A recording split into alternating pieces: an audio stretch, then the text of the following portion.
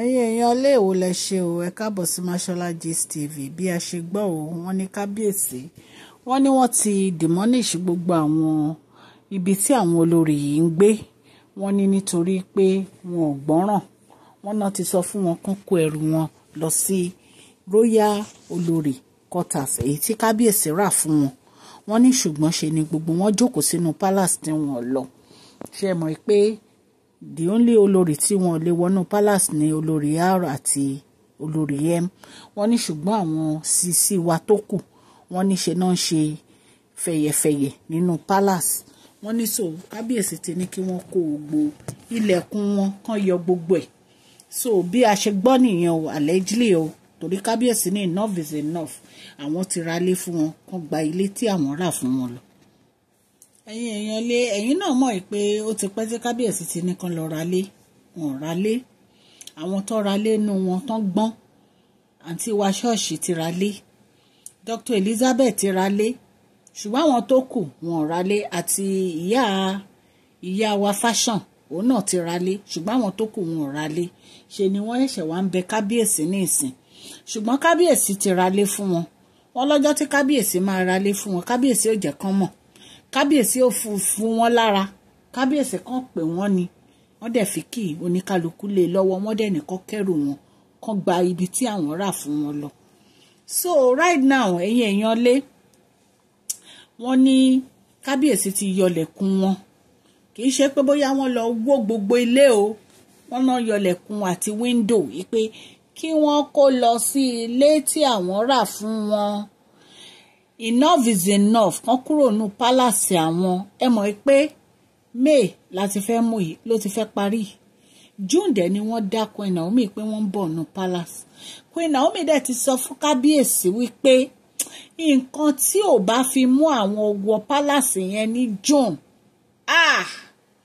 that means pé kò sí nǹkan kan mọ́ o. Nǹkan tá a gbọ́ allegedly tí Queen Naomi sọ nìyẹn pé ọjọ́ kan nínú ayé àwọn ò ní spend ẹ̀ ní inú live kábíyèsí mọ́ tí àwọn ò bá fi lè wọ inú palace yẹn ní June.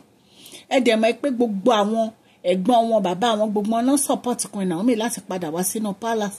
In fact gan wọn náà ti ṣe preparation. Wọ́n ti tún gbogbo ibi tí Queen Naomi máa dé sí àti Tadéníkáwò. Wọ́n ti tún gbogbo ẹ̀ ṣe pátápátá. The only thing náà ni pé káwọn olórí kan kó gbogbo ẹrù wọn tó kù bọ̀. Gbàtọ́ ti yọ lẹ̀kùn tó ti yọ window. Ṣé wọ́n ní choice ju kọ́kẹ́rù wọn lọ? Ẹ̀yin èèyàn lé ẹ jẹ́ kí n kí ẹ̀yin olólùfẹ́ mi. Mashola Gist TV ń kí yín. Mashola Gist TV ń kí yín.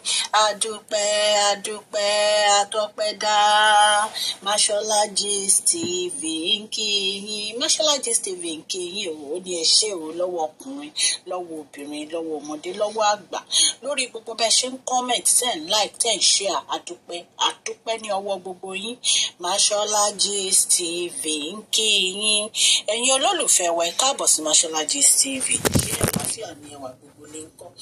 Orúkọ mi ni Mashola kò yí padà. A máa ń sọ̀rọ̀ nípa celebrity gist, royal gist, politics àti gbogbo nǹkan tó ń ṣẹlẹ̀ ní agbègbè orílẹ̀-èdè bàbá wa ní ilẹ̀ Nàìjíríà.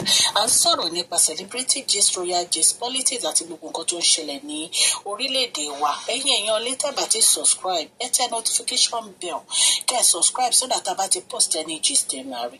A ń sọ Yorùbá lórí channel yìí nítorí pé a fẹ́ gbàgbé àṣà àti èdè wa. Ẹ̀yin èèyàn lè à ń ṣe advert lọ́lọ́kùn òjọ̀kan lórí channel yìí ẹ kàn sí wa ní Mashola Gist TV.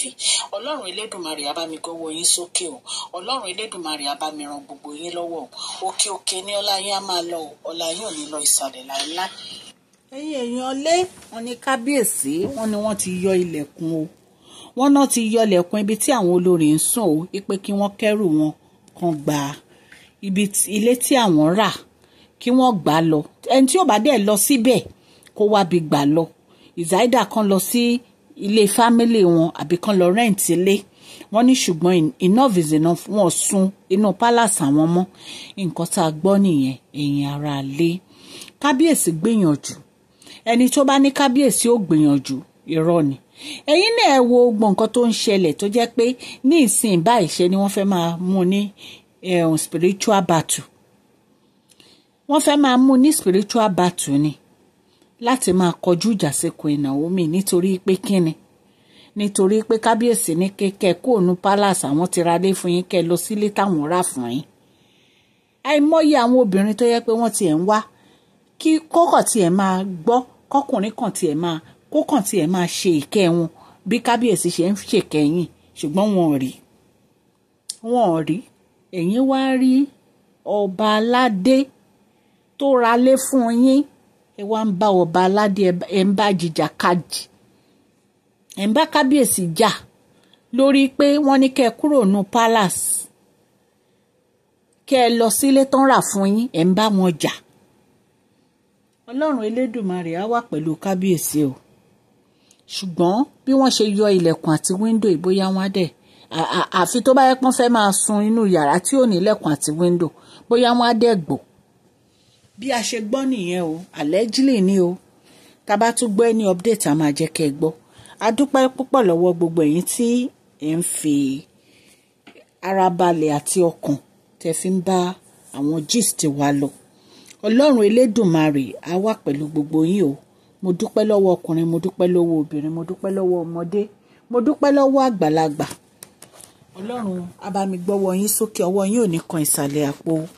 ẹ jọ̀ọ́ ẹ bá mi fún fídíò yìí ní thumbs up o. Please share this video, like and subscribe. God bless you.